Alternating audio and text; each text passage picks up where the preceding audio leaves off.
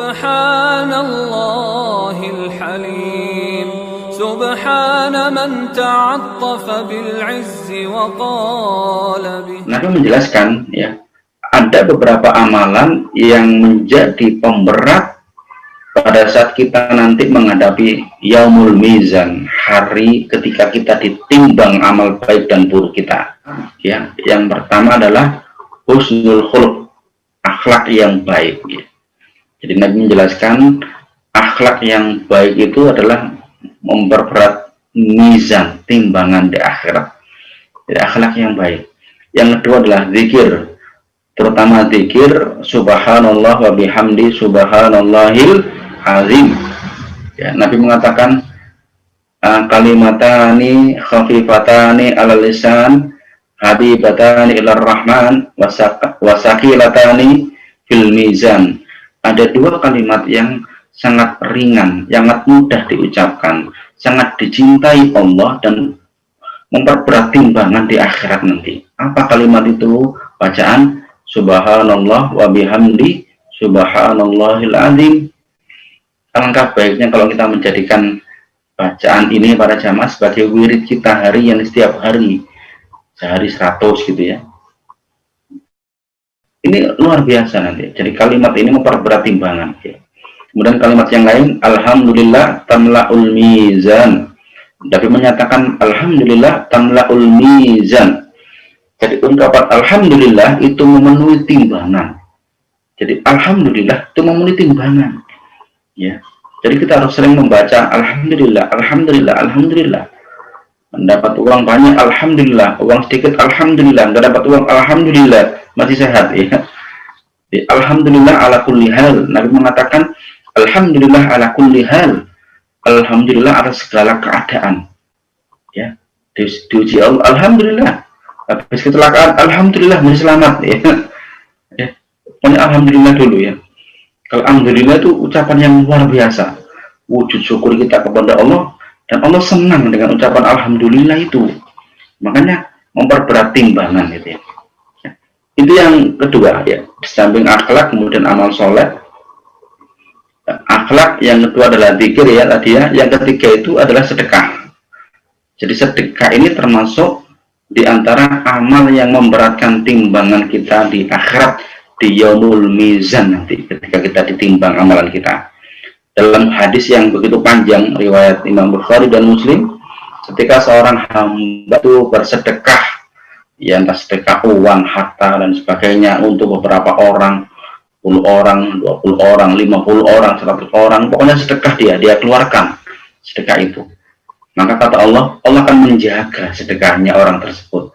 Allah akan jaga sedekahnya sebagaimana kalian menjaga ternak-ternak kalian. Jadi kalau manusia punya ternak kan dijaga beneran, jangan sampai ada yang mati, jangan sampai ada yang dimakan serigala, diterkam serigala dan sebagainya.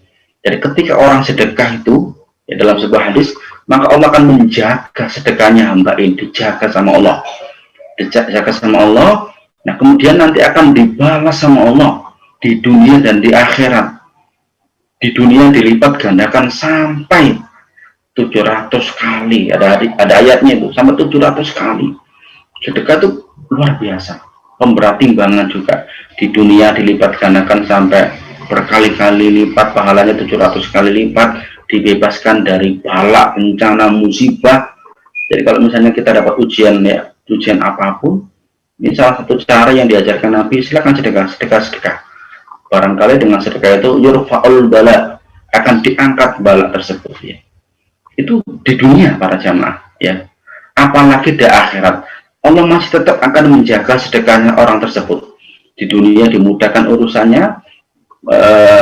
rezekinya diberkahi, dilipat gandakan, ya, balaknya diangkat, ujiannya diselesaikan, ya.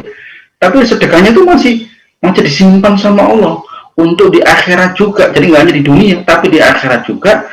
Dan nanti di akhirat sedekah itu akan muncul pada saat kita ditimbang Allah, amal kita ditimbang Allah di yaumul mizan. Dan sedekah itu menjadi, kata Rasulullah, kal jibal, nanti akan dijumpai seperti gunung-gunung, masya Allah ya. Saya membaca di sini merinding ya. Jadi seperti gunung-gunung ya. Sedekah jenengan itu, sedekah kita semua ya. Dan itulah hakikat harta yang kita miliki itu. Harta kita di dunia ini ya nanti akan habis ya. Kita makan, kita buat makan itu habis nanti. Untuk anak kita, cucu kita buat beli rumah, beli mobil, itu akan habis semua. Nah, harta yang Anda simpan, yang kita simpan untuk sedekah, zakat dan sebagainya itu yang pada hakikatnya harta kita yang ada di akhirat nanti, yaitu gitu ya. Jadi Allah akan tampakkan sedekah itu nanti di padang mahsyar, di hari kiamah, di berbangkit, di hari mizan, dalam bentuk kata Rasulullah kaljibal, seperti gunung-gunung. Ya Allah, ini sedekahku yang tiap bulan misalnya 100.000, 1 juta untuk beberapa orang, itu akan kita jumpai di akhirat seperti gunung-gunung kata Rasulullah. Jadi sedekah itu memperberat timbangan para jamaah. Jadi mari ya, kita perbanyak sedekah, keluarkan zakat, sedekah, infak dan sebagainya di dunia ini, kan akan memperberat timbangan kita di hari akhir nanti, luar biasa. Itu amalan ketiga. Amalan yang keempat ya, tadi apa lagi? Tadi zikir ya, zikir memperberat timbangan, kemudian akhlak baik memperberat timbangan, kemudian sedekah ya, memperberat timbangan. Nah ini yang sangat berat juga adalah dakwah ya, dakwah dan amar ma'ruf nahi mungkar, itu berat juga pahalanya. Bahkan dikatakan dalam Al-Quran, wa man ahsanu qawlan mimman da'a ilallah wa amila sholiha ya. Dan ucapan siapakah yang paling baik, yang lebih baik daripada berdakwah di jalan Allah? Ini juga pertanyaan. Yang jelas jawabannya la ahad, la ahad, la ahad. Tidak ada satupun ya ucapan atau perbuatan yang lebih baik dari dakwah. Ya, karena Allah menggunakan pertanyaan wa man ahsanu qawlan mimman da'a ilallah.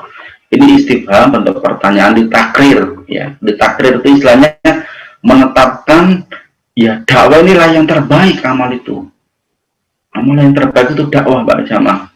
Kita berdakwah ya, satu orang menerima Islam dengan baik dan dia berubah, itu pahalanya apa? Khairum minad dunya wa ma fiha. Ya, beratnya seperti jika dunia dan seisinya itu ditimbang para jamaah, luar biasa ya. Ya, bumi seisinya ditimbang, itu pahalanya. Jadi ketika nanti kita di hari mizan, hari berbangkit, ketika kita dihisab Allah di hari berbangkit, di yaumul mizan, ditimbang amalan kita, maka pahala dakwah itu akan muncul, akan kita lihat begitu besar pahala dakwah itu, luar biasa, memberatkan timbangan pada yaumul mizan. Nah, ini perlu kita laksanakan dakwah ini para jamaah. Dakwah ini adalah ciri khas umat Muhammad ya. Ciri khas umat Muhammad ini dengan dakwah. Dan dakwah itu dia tidak harus dia menjadi ulama, menjadi ustadz ya. Dia paham sedikit ilmu agama, sampaikan ilmu itu. Paham sholat itu wajib, ya sampaikan kepada teman-teman yang belum sholat. Paham puasa wajib, sampaikan kepada teman-teman yang belum puasa. Ya, kan mudah, sampaikan saja gitu. Ada yang nggak benar, diingatkan, jangan diam. Dengan cara yang baik tentunya. Jadi dakwah itu seperti itu. Itu adalah karakter umat Muhammad.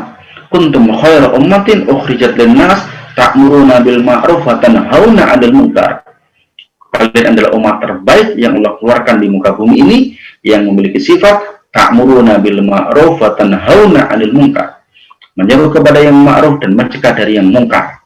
Jadi dakwah ini termasuk adalah amalan atau amaliyah yang memiliki pemberat timbangan nanti di yaumul mizan. Jadi mari para pemirsa, kita rajin berdakwah ya. Oleh sekarang ini, saat ini, semampu kita ya berdakwah ya. Pelan-pelan kita berdakwah. Kita ikut ngaji di at-tafkir, kita paham ilmu, kita dakwakan ke teman-teman kita, ke tetangga kita, ke saudara kita. Dakwah ini termasuk amalan pemberat kita di yaumul mizan. Jadi itu para pemirsa Kafah Channel ya, beberapa amalan pemberat timbangan itu ya.